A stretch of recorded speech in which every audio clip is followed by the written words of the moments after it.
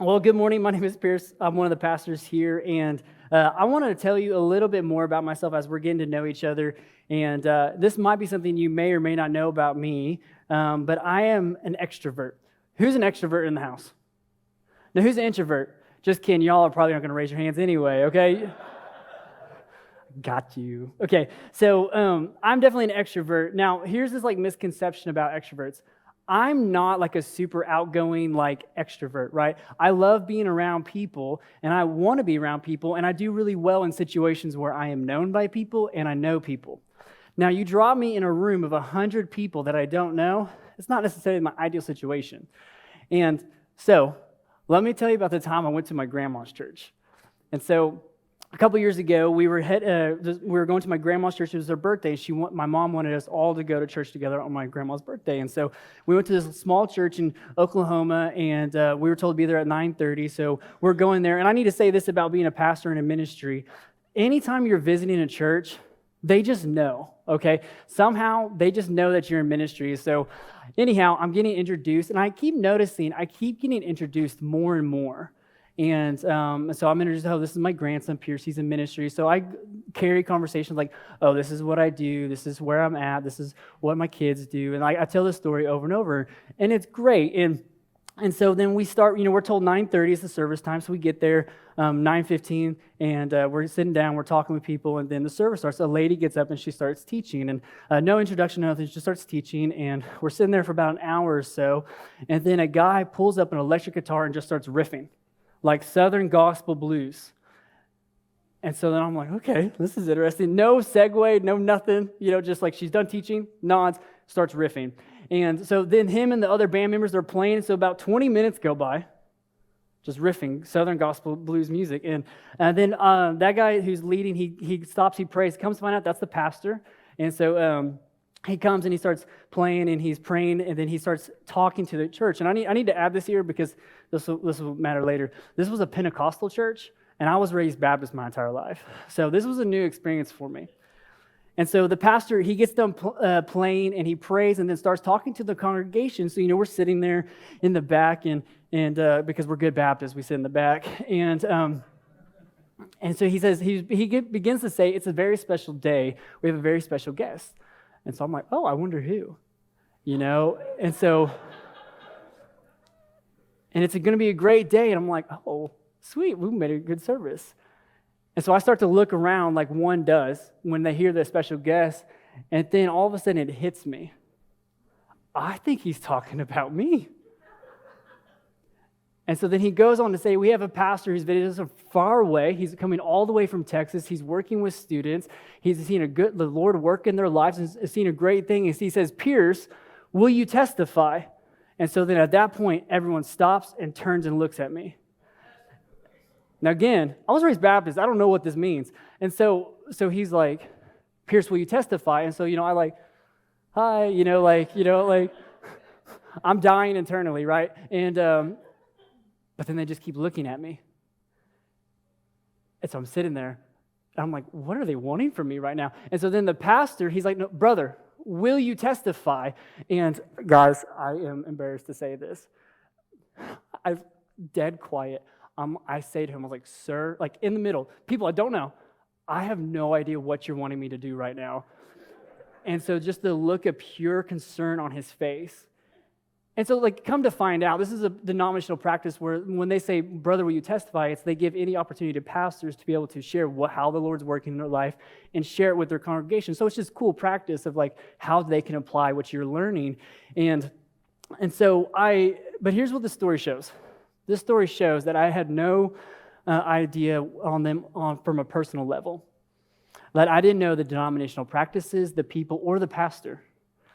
Had I known, maybe I wouldn't have such an awkward experience. And maybe you've never had, a moment where the congregation stops and stares at you, kind of for me right now. And but maybe, let's say this, maybe you've been in school before, and the teacher's asking for volunteers, or asking someone to answer a question, and you're like, please don't call me, please don't call me, please don't call me. And guess what she does? She calls on you. Or maybe your boss or team lead calls you in the late one night and says, hey, I'm going to be out. I need you to do the presentation tomorrow. And you're like, well, wait a minute. Why call me? They should have called so-and-so. They're so much better at this.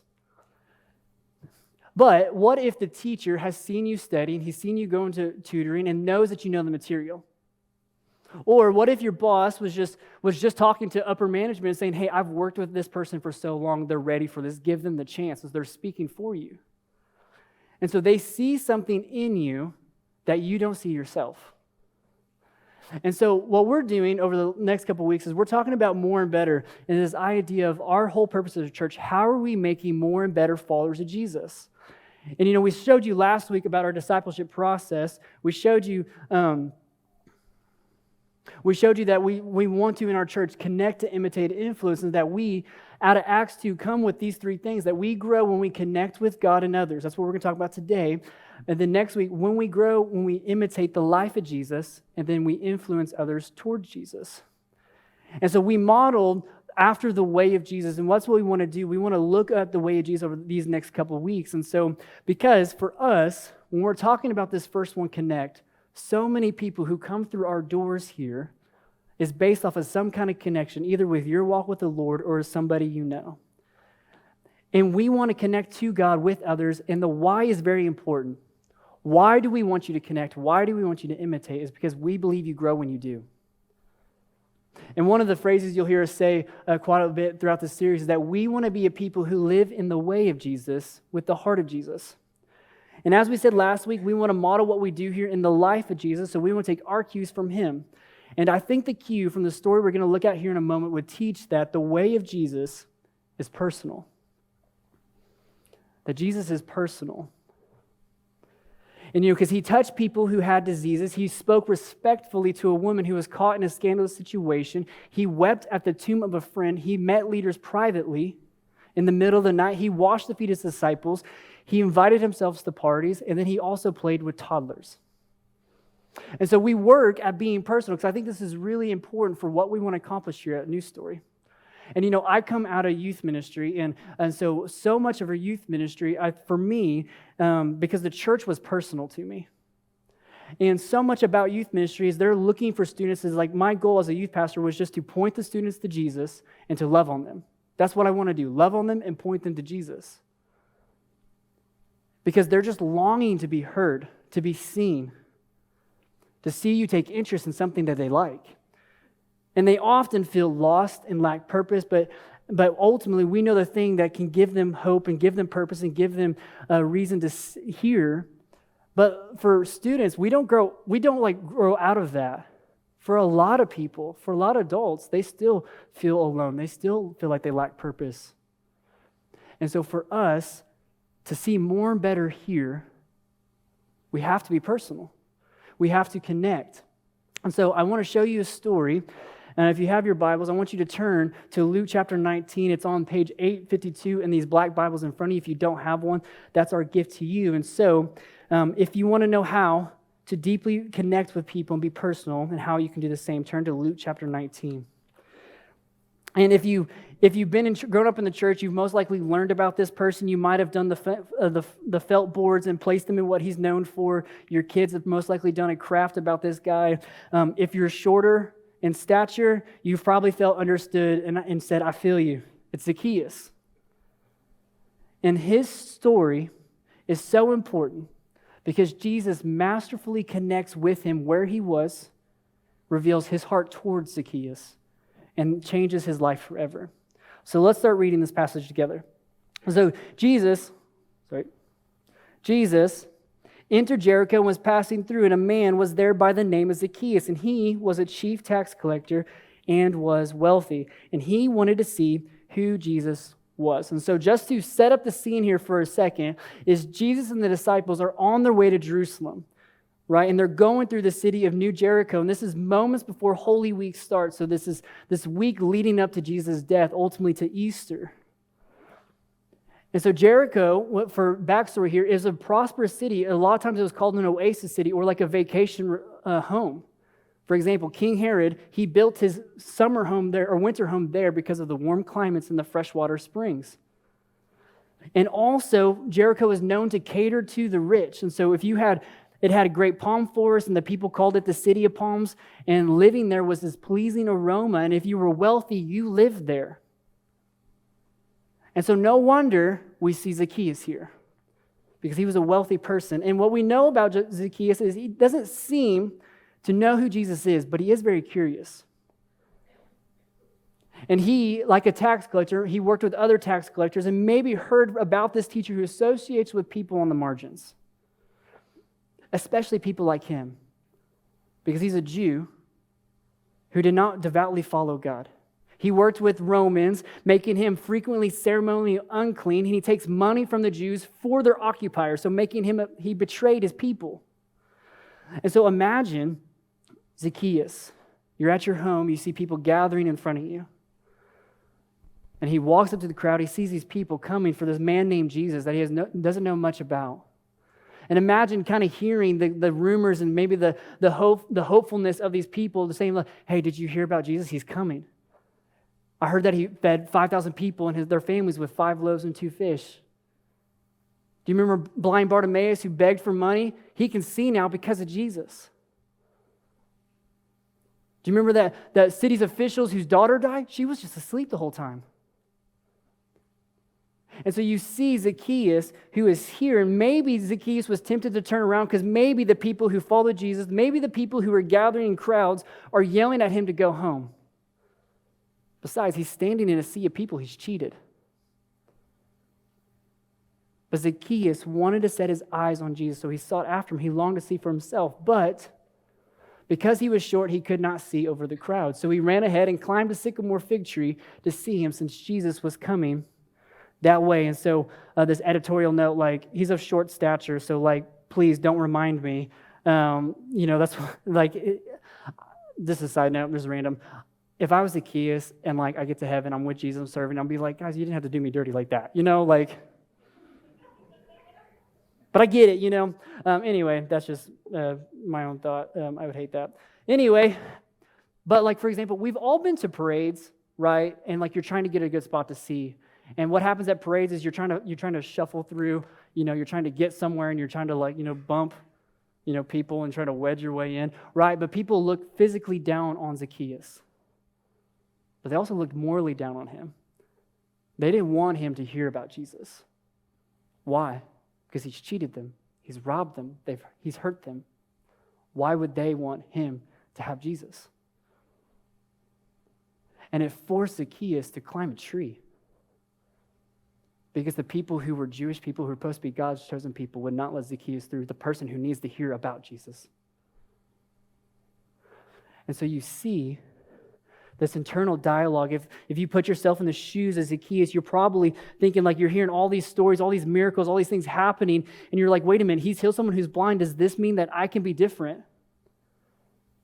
Does this mean I can be forgiven? He's forgiven my other tax collector friends. And maybe self-doubt begins to creep in. Well, what about all the pain that I've caused? I've betrayed my family, my friends, my community. And I'm sure you were probably thinking, probably us, if we're in his shoes up on top of a tree, we're like, what, this is stupid. I'm a grown man. I shouldn't be climbing a tree. Maybe I should just get down. But then Jesus steps in, and he says, when Jesus reached the spot, he looks up and said to him, Zacchaeus. And Zacchaeus must have been surprised when he heard his name in such a positive way. And imagine the flood of emotions that suddenly erupted in Zacchaeus' brain. He's like, wait a minute. That's me. That's me, and everybody here heard that it's me. Wait, hold up. That's me, and it's Jesus, the one talking to me. That's me, and he's actually interested in getting to know me. He knows my name, and so in this moment, Jesus changes Zacchaeus' life because he recognizes Zacchaeus in the front of a crowd who had every right to dishonor and discredit him. And you get to see this. Jesus sees this powerful opportunity to leverage one word, someone's name. And that affected his sense of identity, belonging, and purpose. Because here's the cool thing about Jesus and Zacchaeus. Jesus knew who Zacchaeus was personally, what he's known for, what he's done, and what he continues to do. And yet, the way of Jesus is personal. And he models to us and teaches us to value others. And this is why we seek to learn about people. We've all kind of heard this phrase, people don't care about what you know until you know, oh my gosh, why do I do this? That's what I'm trying to say, something, great. Don't care about what you know until they know you care. So take from Jesus the power of backstory. And it's why missionaries learn the cultures, why they have to learn the language. That's why they learn the ins and out of a people group when they go on the mission field, because to be most effective in building connections with those people, they need to be aware of these things. And so if we believe connecting with God helps us grow, then we need to take His lead and follow His way and heart and value others. Because Jesus' heart felt for Zacchaeus. He invites him out of a tree. And sometimes people are just waiting for that invite. They might not know it yet. Zacchaeus didn't, and yet it changed him. And if we know in our hearts that He's changed me, He's made me new, He calls me, has given me purpose and change, He can change them. Why wouldn't we want to share that with people like Zacchaeus, who are on the margins, who are on the fray, who are on the outskirts? Why wouldn't we want to do that? And I said this last week, that there's no lasting change in a person without another person. So maybe that might look like you inviting someone to church, but going one step further, come sit with me at church so you don't feel alone. You can be right there with me. Because you see, if we value others, then we are with others. And so this is what Jesus does. He says, when Jesus reached the spot, He looked up and said to him, Zacchaeus, come down immediately. I must stay at your house today. And so he came down at once and welcomed him gladly. And so here's how we model valuing others. We sacrifice our time. Because Jesus was at the height of His ministry. Think about this for a second. He's the Savior. He's the Messiah. He's the anointed one the Jewish people have been waiting for, longing for. He's done all these miracles. He's become a celebrity at this point. And He gets here, and He's going from this. You can kind of almost set the scene that Jesus is He's walking through Jericho. He can see King Herod the Great. You can see his palace in the distance. He could see the shepherds over here with the sheep, leading them in to be the sacrificial lamb for preparation for Passover. And Jesus' moment is approaching. Holy Week, Easter, it's coming, where He's going to change everything. It's like Frodo entering Mordor, or Harry Potter returning to Hogwarts for one final battle, or Tom Brady and Patrick Mahomes with one more drive. Jesus' moment is here. And yet He stops to connect with someone who desperately needs it. He saw someone in the crowd who was hurting, connects with him, invites himself over to his house. And what I think is a bold move in Western culture, it's a bold thing for me to be like, hey, I'm going to come to your house today. That's really bold move. But in Eastern culture, so much honor was given to Zacchaeus in that moment. All the people in the crowds hated him. All the people in the crowds couldn't stand him. They would never go to his house. But Jesus, He did. And by stopping and sacrificing our time to connect with others, we're showing to them that they are worth it, that I see you. But also, and I've already said this once, but sacrifice time, but also learn people's story. Because where they grew up, what their family was like, what their likes and dislikes, it shows to anyone, hey, you care enough about me to try. Like this happened this week. I don't know if Jeremy's in here anymore, but Jeremy, as you know, because he's obnoxious about it, he really cares about Formula One racing, right? He'll let anybody know, I love Formula One racing. And I'll let everybody know, I do not like Formula One racing. But this week I came into his office, and he had the races on. And I was like, how's your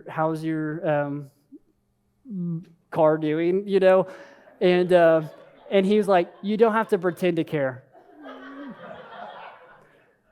And so then I was like, hey, Jesus, the way of Jesus is personal. And I'm trying to show to you that I value you, And maybe it's not something corny like that, but, just take the effort to, learn someone's story, take interest in what they take interest in.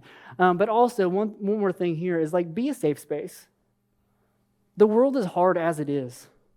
And for us as believers, if we want to connect with God and others, don't make it harder for someone to hear about Jesus. Be open and willing to have conversations with them. Be okay with uncomfortable or challenging questions. Because it's okay to say, I'm not 100% sure. Let me get back to you. Because think about the disciples for a second.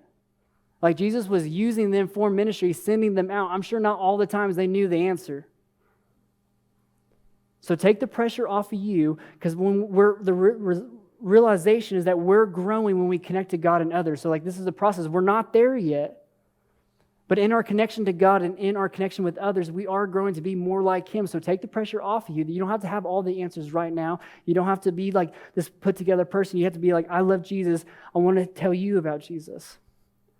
And so if we're trying to value others, we just need to keep in sight that no matter who they are or where they've been, there's a hope for a new story in Jesus for them.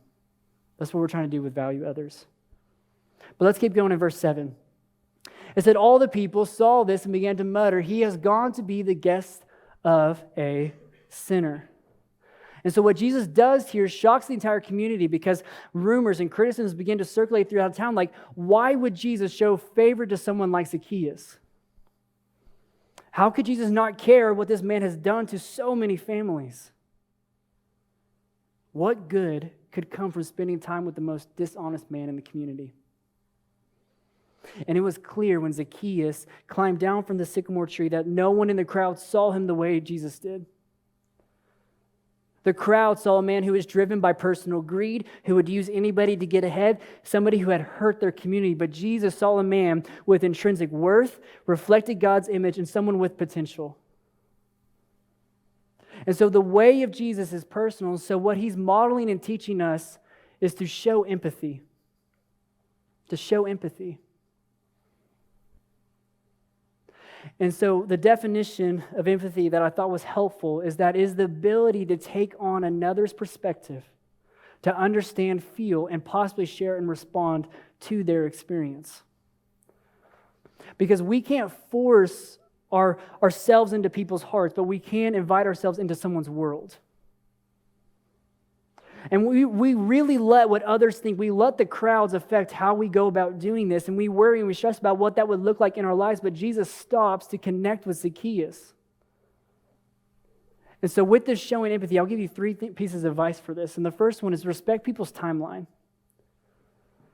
Because when connecting with people, and I'll say this primarily with people who don't believe, don't force yourself into these conversations. Because we don't want to overload or overdo early conversations. Just like a couple weeks ago, we did a podcast on the He Gets Us a couple, and these commercials were made as a way to respect people's timelines. And like a rubber band, you can only stretch it so far. So early in your relationship with people, when you're connecting with them, don't stretch that rubber band too far. Because we know in our own lives, we respond better when that person has taken the time to understand us. And that goes to the second thing, is that we need to seek to understand. But by simply inviting ourselves into people's lives to connect with them, we are becoming familiar with their context to better understand their perspective, how they look at the world. So we need to understand where someone lives socially. Now everybody in life is navigating complex life situations. So consider taking the time to know about issues that are personal to them. It goes a long way. And then here's one too.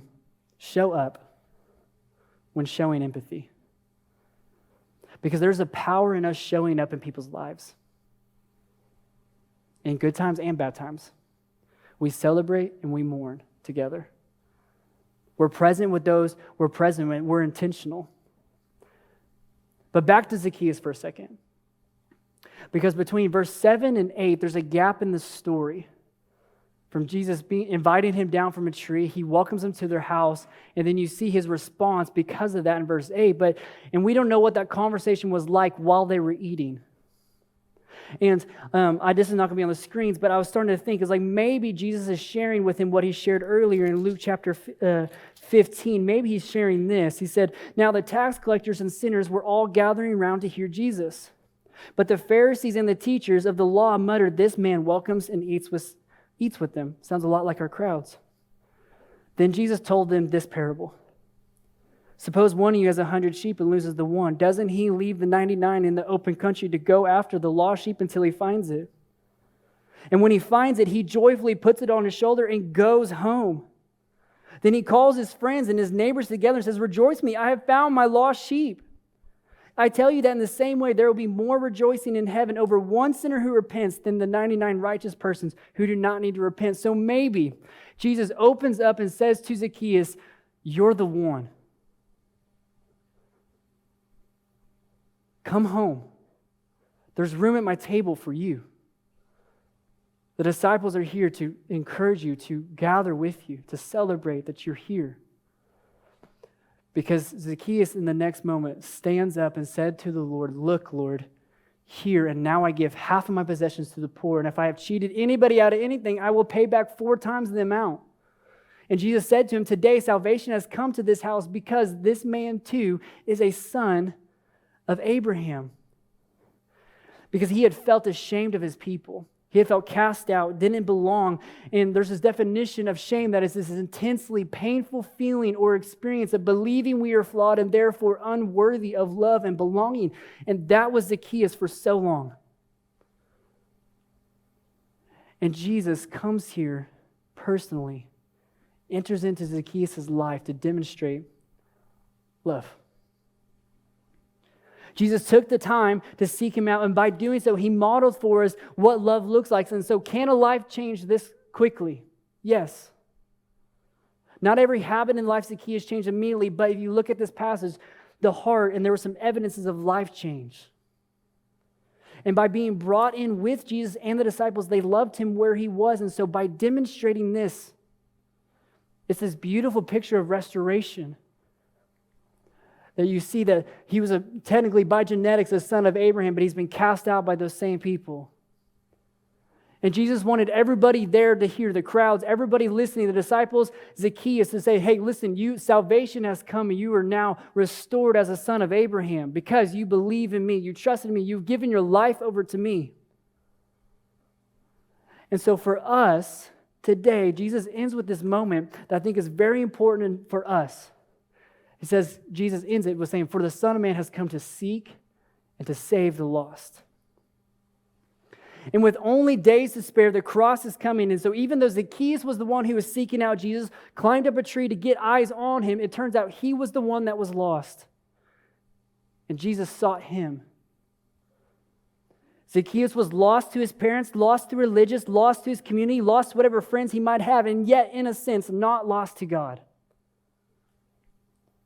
Because the way of Jesus is personal. And the part we play in more and better is connecting with others. You can do this in somebody's life.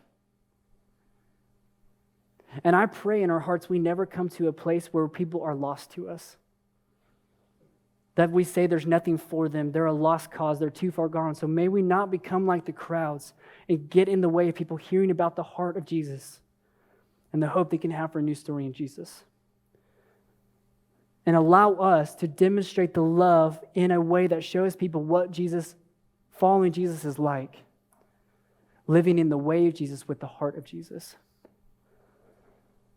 And just as a way to help you remember this, I want to introduce you to 2 people. This right here is Darren and Mandy. And when I said that the church was very personal to me, these 2 people embody that for me.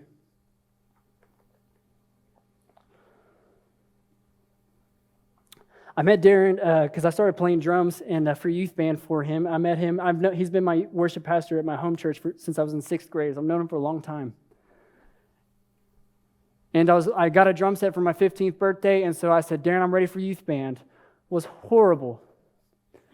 So I went to practice. I did lessons with him. And so I was just this punk kid trying to, use my gifts. I liked to play drums. I was terrible at it. I could hit it really hard, and I had someone in Darren who was trying to show me that I wasn't a project. I wasn't something to get something in return. He was personal to me. And I hadn't felt that kind of connection in the church until then.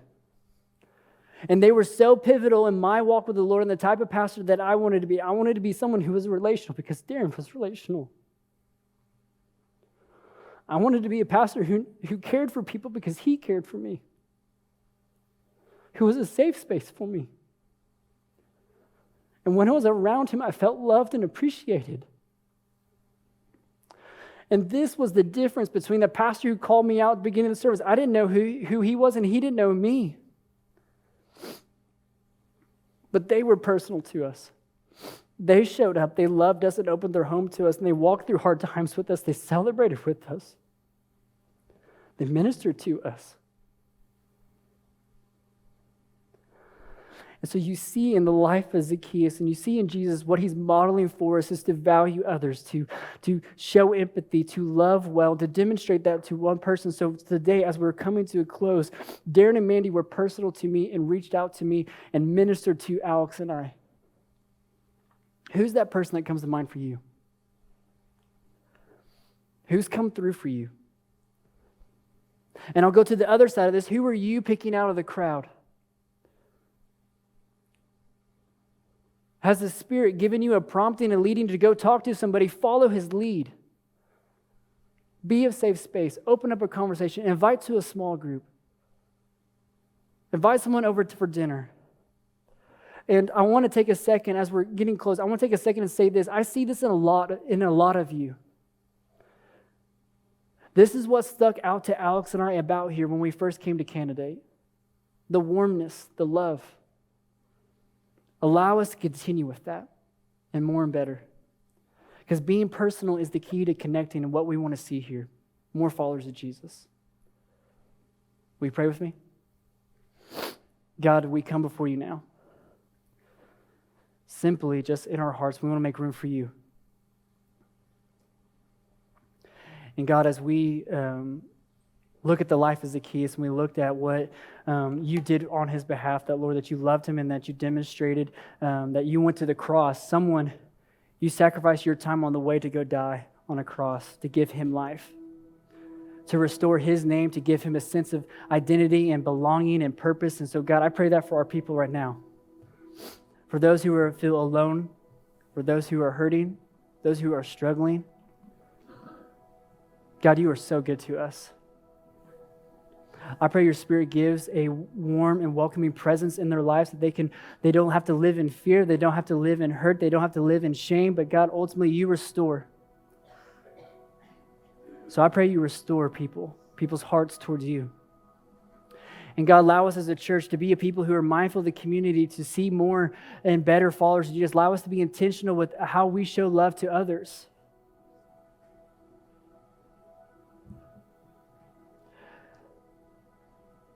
But God, while we were sinners, you demonstrated your love and died on the cross to give us life.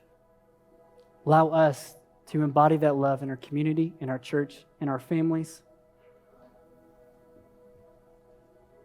And we pray that we connect and we are personal with one another. We build authentic relationships with one another. So God, use us, make us more like you in all that we do. We say this in your name. Amen.